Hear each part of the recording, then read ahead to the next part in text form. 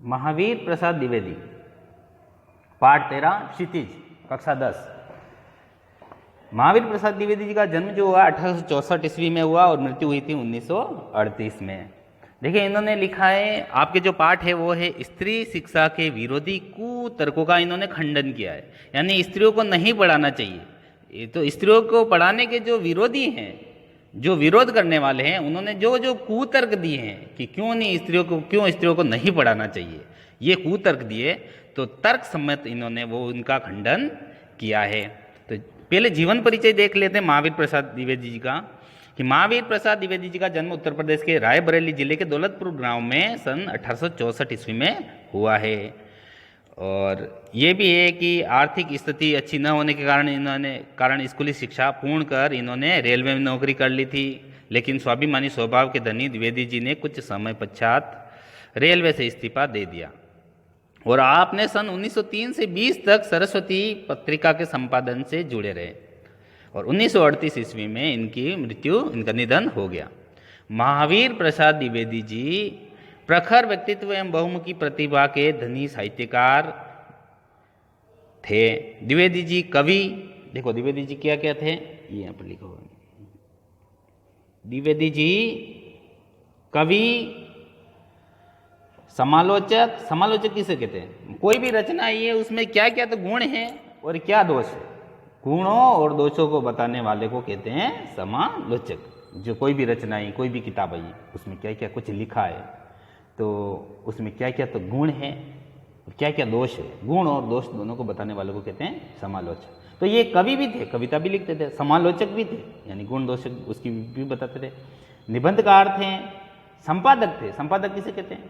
कोई भी कुछ भी लिखा हो, मान लो कोई पुस्तक है तो उसका कोई न कोई संपादक होता है, अंतिम रूप से संपन्न करने वाला है ना। अंतिम रूप से उसका क्या रूप रहेगा, उसमें क्या रहेगा क्या नहीं रहेगा, ये सब तय कौन करता है? संपादक करता है। पहले आप पत्रिकाएं हैं देख लेना, दो पत्रिकाएं आती है अपनी, भास्कर है, राजस्थान पत्रिका है, ये पत्र पत्रिकाएं जितनी भी हैं, इनके भी संपादक अंतिम रूप से तय करते हैं कि क्या इसमें रहता है और क्या नहीं और कितनी मात्रा में रखना है। भाषा वैज्ञानिक, भाषा का वैज्ञानिक, जो भाषा कहाँ से उत्पत्ति कैसे हुई, भाषा का विकास कैसे हुआ, इसके बारे में भी जानकारी रखते थे। जानकारी क्या, इसके भी वैज्ञानिक थे, इतिहासकारक थे, अर्थशास्त्री थे, आदि विविध रूपों से उभर कर सामने आए थे। आपने 1903 से 20 तक सरस्वती के संपादक रहते हुए हिंदी व्याकरण एवं वर्तनी के नियम स्थिर करके हिंदी गद्य की भाषा का परिष्कार भी किया था। देखो इन्होंने व्याकरण में, हिंदी में सबसे बड़ा योगदान इनका क्या है कि इन्होंने व्याकरण, हिंदी की जो व्याकरण है उस व्याकरण को सुधारा है। तब व्याकरण, आपको पता है कि इनका जन्म हुआ था 1864 में, तो 1903 से ये 20 तक सरस्वती पत्रिका से जुड़े थे। तब व्याकरण का कोई रूप नहीं था, एक स्थायी रूप नहीं था, तो इन्होंने परिमार्जन किया, उसमें उसे श्रेष्ठ बनाया, व्याकरण नियमों को बनाया कि हिंदी कैसे लिखी जाएगी, ई की मात्रा कैसे लगानी चाहिए, कौन से शब्द शुद्ध हैं, हिंदी के हैं। तो ये जो कवि ऐसे होते थे, जो इनकी सरस्वती पत्रिका थी, कुछ कवि इनको रचना लिख के भेजते थे, कविताएं लिख करके भेजते थे, तो ये भी उसमें क्या करते थे, सुधार करके न फिर उस पत्रिका में छापते थे। तो इन्होंने हिंदी के जो व्याकरण के वर्तनी के नियम हैं उनको भी स्थिर करके हिंदी गद्य की भाषा का भी परिष्कार किया है। और इनके प्रयासों से ही खड़ी बोली काव्य की भाषा के रूप में प्रतिष्ठित हुई है। तो आज देखते हैं पाठ का परिचय थोड़ा सा, कि इन्होंने जो पाठ लिखा है, स्त्री शिक्षा के विरोधी कुतर्कों का खंडन। इस बात को समझना, पहले स्त्री शिक्षा के विरोधी कुतर्कों का खंडन। स्त्री जो शिक्षा लेती थी भारत में, उसका विरोध होता था, स्त्री को शिक्षा नहीं देनी चाहिए। तो जो विरोधी कुतर्क है, तर्क नहीं है वो, कुतर्क है, बुरी बात है, तो वो कुतर्कों का इन्होंने खंडन किया है। तो पाठ का परिचय देखते हैं थोड़ा सा, शायद आपको इसमें दिखाई नहीं देता होगा, किताब देख लें। प्रस्तुत निबंध द्विवेदी जी के महिला मौत शीर्षक निबंध संग्रह से लिया गया है। यह निबंध प्रथम बार सितंबर 1914 को सरस्वती पत्रिका में पढ़े लिखे का पांडित्य शीर्षक से प्रकाशित हुआ। देखो हम बात करें 1914 की, ये जो है निबंध है 1914 में प्रथम बार पढ़े लिखे पांडित्य के नाम से सरस्वती पत्रिका में छपा था। यानी आज से कितने साल हो गए, 100 साल से भी ऊपर हो गए। हम कम से कम 100 साल पुरानी एक रचना पढ़ेंगे। देखना, आपके दादाजी के भी पिताजी समझ लो, उस समय की रचना हम पढ़ेंगे तो देखना उस समय में कैसे लिखते थे, क्या शब्द होते थे। 100 साल पुरानी बातें, वो भी खड़ी बोली हिंदी की। 21वीं शताब्दी में स्त्रियां शिक्षा, विज्ञान, सरकारी सेवा, निजी क्षेत्र, व्यापार एवं वाणिज्य सहित सभी क्षेत्रों में पुरुष से कंधा मिलाकर समाज निर्माण एवं विकास में अपना योगदान दे रही है। लेकिन इस स्थिति में पहुंचने के लिए स्त्री शिक्षा के पक्षधर सुधारकों को पुरुष प्रधान एवं रूढ़िवादी समाज से कड़ा संघर्ष करना पड़ा। देखो, स्त्री आज आगे हैं, लेकिन ये ऐसे ही आगे नहीं है। सबसे पहले इन्होंने लड़ना पड़ा, किससे? समाज से। समाज में पुरुषों से भी, क्योंकि स्त्रियों को तो बस घर का चूल्हा चौका संभालने के लिए ही माना जाता था कि बस स्त्री आए थे किस काम के लिए? चूल्हा चौका संभालेगी। लेकिन वहाँ से स्त्री आगे बढ़ी है तो उन्हें कड़ा संघर्ष करना पड़ा, समाज में ही कड़ा संघर्ष पड़ा। क्योंकि पुरुष प्रधान समाज है हमारा, रूढ़िवादी परंपरा को लिए हुए कि पुरुष ही सब कुछ है, स्त्रियों का काम तो बस घर तक है। तो उनसे लड़ करके वो आगे बढ़ी है। प्रस्तुत निबंध स्त्री शिक्षा को समाज एवं परिवार के विघटन एवं पतन के लिए जिम्मेदार ठहराने वाली दक्यानुसी सोच को अकाट्य तर्कों द्वारा सिरे से खारिज करता है। दक्यानुसी सोच जो है, विचार जो है, क्या प्रस्तुत निबंध स्त्री शिक्षा को समाज एवं परिवार के विघटन एवं पतन के लिए जिम्मेदार ठहराने वाली जो दक्यानुसी विचारधारा है। ऐसा माना जाता है कि स्त्रियां क्या है? परिवार और परिवार के विघटन यानी उनके बिखराव का, उनके तोड़ने का कारण है। परिवार टूटता किसके कारण? इसका जिम्मेदार भी स्त्रियों को ठहराने वाली जो विचारधारा है उसको अकाट्य तर्कों द्वारा सिरे से खारिज करता है। साथ ही इसमें इस दक्यानुसी एवं अप्रासंगिक परंपराओं के अंधानुकरण के बजाय विवेक सम्मत एवं तर्कपूर्ण परंपरा को ही ग्रहण करने की बात कही गई है। इसकी भाषा शैली हिंदी के द्विवेदी युगीन गद्य की एक वानगी प्रस्तुत करती है। तो शब्द भी देखना कुछ कुछ वैसे ही हैं जैसे उस समय में चलते थे, उसमें कोई सुधार नहीं किया, जैसा लिखा वैसा है। तो शुरुआत करते हम स्त्री शिक्षा के विरोधी कुतर्कों का खंडन। अब पहले तो इस बात को समझना होगा कि हम पाठ क्या कह रहा है कि स्त्री शिक्षा जो है उसमें जो विरोध करने वाले, स्त्रियों को नहीं पढ़ाना चाहिए, तो वो विरोध करने वाले जो कुतर्क दे रहे हैं, जो जो बातें बता रहे हैं, उसका खंडन इसमें किया गया है तर्कपूर्ण बात से। बड़े शौक की बात है कि आजकल भी ऐसे लोग विद्यमान हैं जो स्त्रियों को पढ़ाना उनके और गृह सुख के नाश का कारण समझते हैं। और लोग भी ऐसे वैसे नहीं, सुशिक्षित लोग, ऐसे लोग जिन्होंने बड़े बड़े स्कूलों और शायद कॉलेजों में भी शिक्षा पाई है, जो धर्मशास्त्र और संस्कृत के ग्रंथ साहित्य से परिचय रखते हैं और जिनका पेशा कुशिक्षितों को सुशिक्षित करना, कुमार्गगामियों को सुमार्गगामी बनाना और अधार्मिकों को धर्म तत्व समझाना है। उनकी दलीलें सुन लीजिए।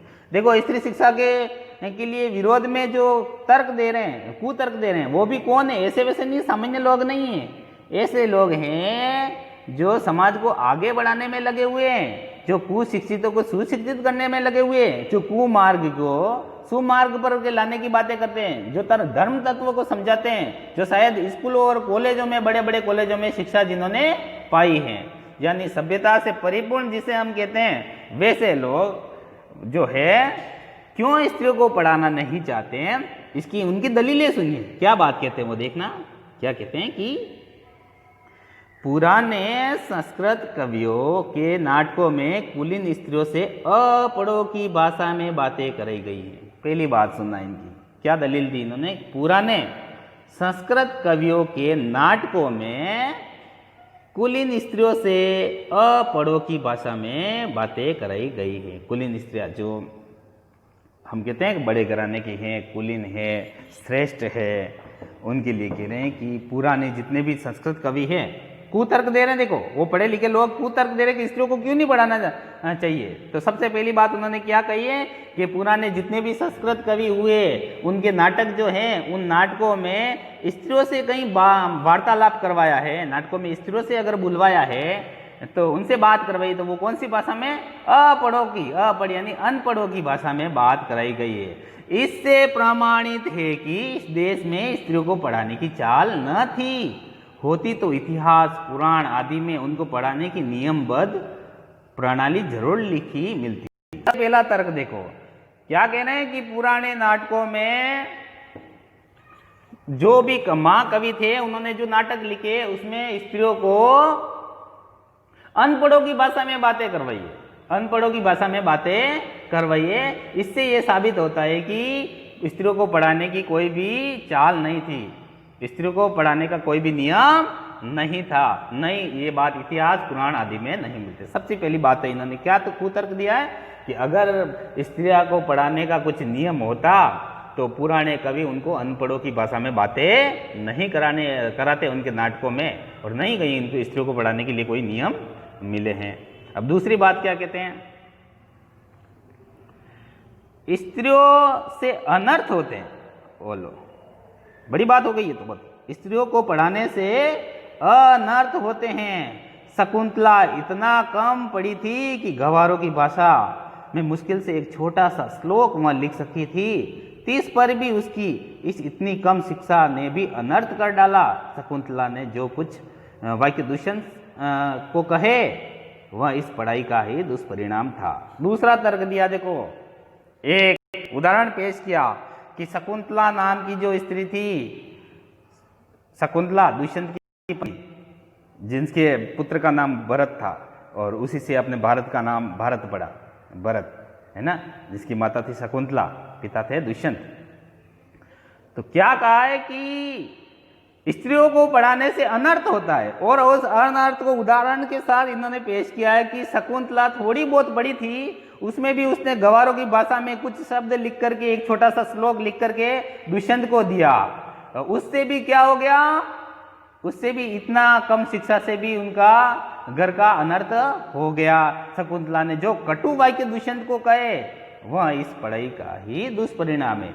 न तो वो कुछ ऐसा पढ़ पाती और न ही वो ऐसा कुछ दुष्यंत को ऐसे कटु वाक्य लिखती। अगर वो नहीं पढ़ती तो कहां से लिखती? तो इसका मतलब स्त्री अगर पढ़ लेती है तो वो अनर्थ करती है, घर गृहस्थी सब तोड़ देती है और जीवन बड़ा संघर्ष कठिन बना देती है, दुष्कर बना देती है।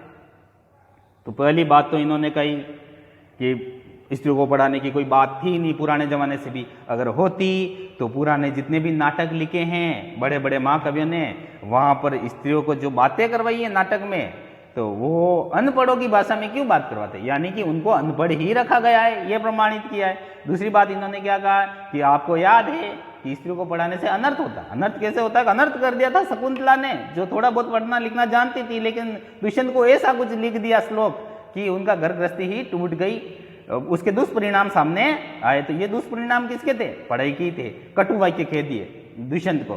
तो ये दुष्यंत न तो वो शकुंतला पढ़ती, न कुछ लिख पाती, न ही वो कुछ कटु श्लोक लिखती। तो ये दूसरा परिणाम, ये भी दुष्परिणाम किसका है? पढ़ाई का ही है। तीसरी बात कहते हैं कुतर्की। देखो कुतर्की मतलब बुरा तर्क देने वाले। कुतर्क भी बड़े ऐसे हैं कि बस उनको तो तीसरा कुतर्क है, सुनिएगा। जिस भाषा में शकुंतला ने श्लोक रचा था वह अपढ़ों की भाषा थी, यानी शकुंतला ने भी जो भाषा में श्लोक लिखा वो अनपढ़ों की भाषा थी, पढ़े लिखों की नहीं थी। अतएव नागरिकों की भाषा की बातें तो दूर रही, अपढ़ गवारों की भाषा पढ़ाना स्त्रियों को बर्बाद करना है। क्या नागरिकों की भाषा तो दूर, सभ्यता वाली नागरिकों भाषा तो दूर की बात है, लेकिन अनपढ़ों की भाषा में भी अगर स्त्रियों को पढ़ाएंगे तो भी स्त्रियों को बर्बाद करना है। क्योंकि शकुंतला भी पढ़ी लिखी जानती थी, तो भाषा कौन सी जानती थी? वो अनपढ़ों वाली भाषा ही जानती थी, उसी में उसने कुछ लिखा था।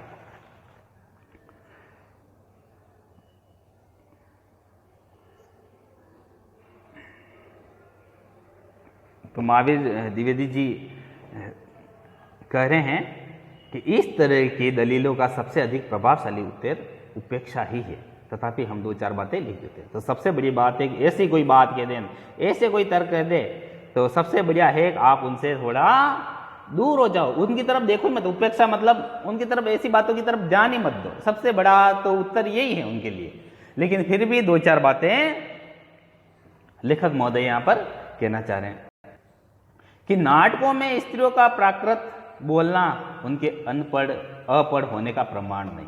कि नाटक में अगर प्राकृत भाषा बोल रही है, प्राकृत यानी वहाँ की आम भाषा थी। सबसे पहले देखो, सबसे पहले 5000 साल से पुराने की बात करें अपन, तो सबसे पहले लौकिक संस्कृत चलती थी 1000 ईसा पूर्व, ईसा से भी 1000 पूर्व, यानी ईसा मसीह को जन्म हुए अभी 2000 साल हुए, तो 2000 यानी 3000 साल पहले भाषा कोई चलती थी तो वो संस्कृत थी। एक तो वैदिक संस्कृत थी, उसके बाद 1000 ईस्वी के बाद में लौकिक संस्कृत आई, और उसके बाद में प्राकृत भाषा आई। प्राकृत यानी आम भाषा, जो आम लोग बोलते हैं वो। तो नाटकों में स्त्रियों को प्राकृत बोलना उनके अनपढ़ होने का प्रमाण नहीं मिलता है। अधिक से अधिक इतना ही कहा जा सकता है कि वे संस्कृत न बोल सकती थी। संस्कृत न बोल सकना न अपढ़ होने का सबूत है और न ही गंवार होने का। कवि लेखक कह रहे हैं कि संस्कृत नहीं बोल सकती, इसका मतलब ये थोड़ी कि शकुंतला संस्कृत नहीं बोल सकती है, उस समय संस्कृत नहीं बोल सकती थी, वो प्राकृत भाषा आम भाषा में बोलचाल करती थी, तो इसका मतलब ये थोड़ी वो अनपढ़ थी। ये कोई प्रमाण नहीं है। जैसे कि आज के संदर्भ में अगर हम लें तो आज हिंदी भाषा अपनी चलती है, और हिंदी भाषा में अगर कोई लिखता है तो इसका मतलब ये थोड़ी वो अंग्रेजी में नहीं लिख पाया तो वो अनपढ़ है। अनपढ़ नहीं है। तो उस समय की आम भाषा थी, प्राकृत भाषा थी, और संस्कृत भाषा तो कोई कोई ही जो लिखते थे, साहित्य लिखते थे, वो ही उसमें रचना करते थे। तो वो तो आम भाषा में शकुंतला ने लिखा था, तो उसका अनपढ़ होना ये कोई सबूत नहीं है, नहीं गंवार होने का सबूत है।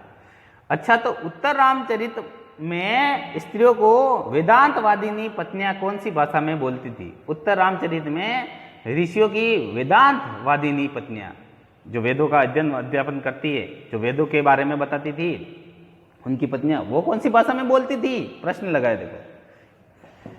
उनकी संस्कृत क्या कोई गंवारी संस्कृत थी? भवभूति और कालिदास आदि के नाटक किस जमाने के हैं? उस जमाने में शिक्षितों का समस्त समुदाय संस्कृत ही बोलता था। इसका प्रमाण पहले कोई दे ले, तब प्राकृत बोलने वाली स्त्रियों को अपढ़ बताने का साहस करे।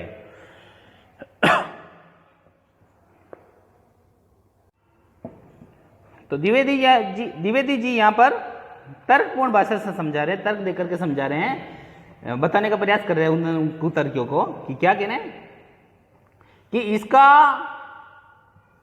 इसका क्या सबूत है कि उस जमाने में बोलचाल की भाषा प्राकृत न थी। सबूत तो प्राकृत के चलन के ही मिलते हैं। प्राकृत यदि उस समय की प्रचलित भाषा न होती तो बौद्धों तथा जैनों के हजारों ग्रंथ उसमें क्या लिखे जाते, और भगवान साक्य मुनि तथा उनके चेले प्राकृत ही में क्यों उपदेश देते। तो जो बुद्ध थे, उन्होंने, भगवान बुद्ध ने भी किसमें उपदेश दिए थे? प्राकृत भाषा में भी दिए थे। यानी प्राकृत भाषा उस समय की आम भाषा थी। बौद्धों के त्रिपिटक ग्रंथ की रचना प्राकृत में ही किए जाने का एकमात्र कारण यही है कि उस जमाने में प्राकृत ही सर्वसाधारण की भाषा थी। अतएव प्राकृत बोलना और लिखना अपढ़ और अशिक्षित होने का चिन्ह नहीं। जिन पंडितों ने गाथा सप्तशती, सेतुबंध महाकाव्य और कुमारपाल चरित आदि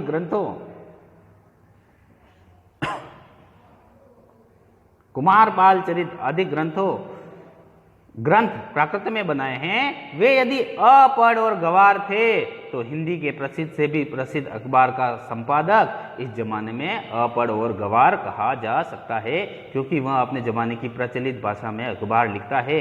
हिंदी, बांग्ला आदि भाषाएं आजकल की प्राकृत है। शोरसेनी, मागधी, महाराष्ट्री और पाली आदि भाषाएं उस जमाने की थी। प्राकृत पढ़कर भी उस जमाने में लोग उसी तरह सभ्य और शिक्षित और पंडित हो सकते थे जिस तरह की हिंदी, बांग्ला, मराठी आदि भाषाएं पढ़कर इस जमाने में हम हो सकते हैं। फिर प्राकृत बोलना अपढ़ होने का सबूत है, यह बात कैसे मानी जा सकती है? तो देखो कितना अच्छा तर्कपूर्ण बात कही इन्होंने कि उस जमाने में थी उस जमाने में जो प्राकृत चलती थी, जैसे आज हिंदी चलती है, तो वैसे भी उस जमाने में प्राकृत चलती थी, तो उस प्राकृत में उन्होंने बात की है। तो ये अनपढ़ का कोई सबूत नहीं, पढ़े लिखे का सबूत है। जो जब आम जन में जैसी भाषा चलेगी उसी में तो बात करेगा। मान लो अपने यहाँ पर, मान लो अभी यहाँ पर आपको हो सकता है 100 साल बाद भारत में और कोई दूसरी भाषा चले, तो आज हम हिंदी बोल रहे, तो इसका मतलब ये थोड़ी हमें वो भाषा नहीं आती तो वो हम अनपढ़ हो गए,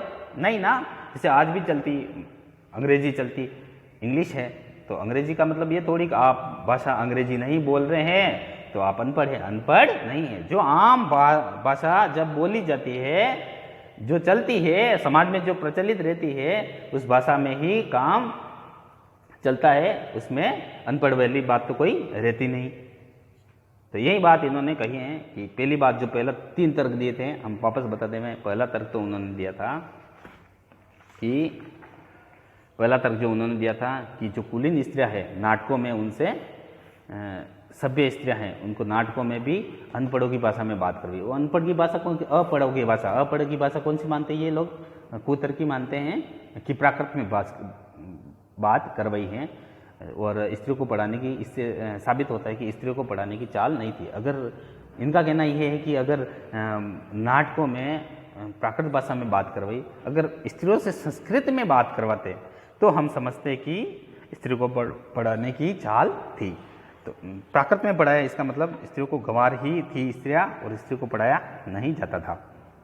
दूसरी बात इन्होंने कहा है कि स्त्रियों को पढ़ाने से अनर्थ होते हैं, क्योंकि शकुंतला ने कुछ पढ़ लिया था, वो भी गंवार की भाषा में, यानी प्राकृत भाषा में। उसमें भी उसने एक श्लोक लिख दिया था, तो कितने कटु वाक्य कहे थे दुष्यंत को, न वो पढ़ पाती न ऐसे वाक्य कर पाती। तीसरी बात इन्होंने कहा कि स्त्री ने जो श्लोक रचा था वो भी अनपढ़ों की भाषा थी, तो नागरिकों की भाषा तो दूर की बात है, संस्कृत तो दूर की बात है। तो उस समय में अनपढ़ों की भाषा में भी उसने ऐसा काम कर दिया था। इससे ये साबित होता है कि अनपढ़ गंवारों की भाषा पढ़ाना स्त्रियों को भी बर्बाद करना था। अनपढ़ गंवारों की भाषा भी स्त्रियों को नहीं पढ़ानी चाहिए। कुल मिला के इससे स्त्रियाँ और घर सब बर्बाद होते हैं, ये कुतर्कियों का था। तो इस पर जो महावीर द्विवेदी जी ने तर्क दिया है, वो पहला तर्क क्या है कि उस समय की आम भाषा थी, प्राकृत उस अनपढ़ों की भाषा नहीं थी, पढ़े लिखों की, समाज की सामान्य बोलचाल की भाषा थी, जिससे बहुत सारे जो महात्मा बुद्ध हैं जिन्होंने, और बौद्ध ग्रंथ है, सारे के सारे उसी भाषा में लिखे गए थे। आगे का हम कल देखेंगे।